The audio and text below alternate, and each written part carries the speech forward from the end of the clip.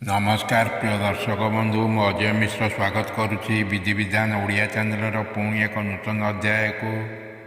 दर्शक बंधु हिंदू धर्मशास्त्र में तुलसी वृक्षर महानता एवं पवित्रता विषय में आम समस्त अवगत।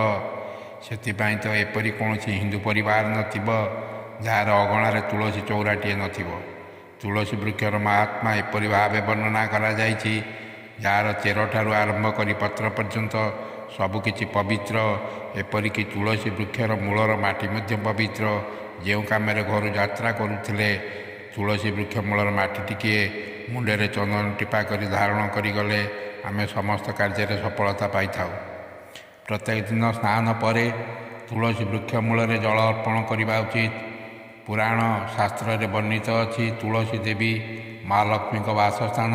प्रतिदिन स्नान पर तुलसी चौरारे जल अर्पण कले माँ लक्ष्मी खुशी हुअन्ति। फल माँ लक्ष्मी अपार करुणारू घरे केबे भी धन भंडार खाली रहे नहीं। घरे धन धान्य पूरी उठे। घरे सुख शांति सर्वदा राजूति करती। अर्थात आर्थिक प्रगतिर अनेक द्वार उन्मुक्त हो जाए। फलस्वरूप व्यवसाय किंबा चाकरी बा अन्य जेकोसी कौलिक वृत्ति हो सबु क्षेत्र में आर्थिक प्रगतिर द्वार खोली जाए। तेणु मन रखिए प्रतिदिन स्नान आदि कर्म समापन पर से ओदा वस्त्र धारण कर भक्तिपूत भाव तुलसी चौरारे बा तुलसी वृक्ष मूल जल अर्पण करती। एवं जल अर्पण करने समय यही मंत्र को पूर्ण भक्ति एवं श्रद्धार सह पाठ करती। जेते दुखी दरिद्र हेले मध्य अचानक धन संपत्ति बढ़िया लगे।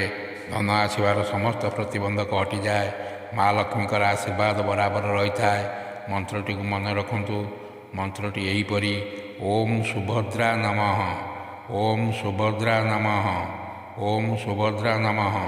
दर्शक बंधु जदि वीडियोटी भल लगी है चैनल को सब्सक्राइब करेंगे, वीडियोटी गोटे लाइक करेंगे, कमेंट बॉक्स में लिखिदेवे। माँ वृंदावती देवी। रोचे धन्यवाद। नमस्कार।